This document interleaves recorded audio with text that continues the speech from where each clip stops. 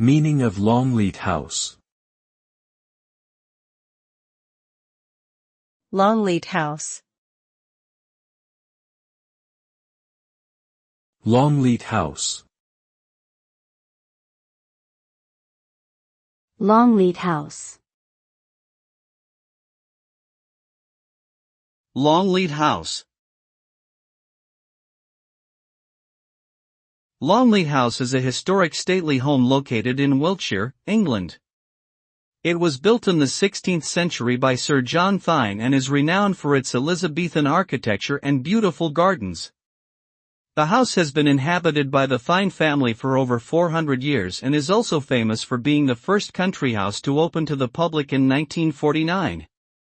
Today, Longleat House is a popular tourist attraction, known for its impressive collection of art and antiques, as well as its safari park and other family-friendly attractions.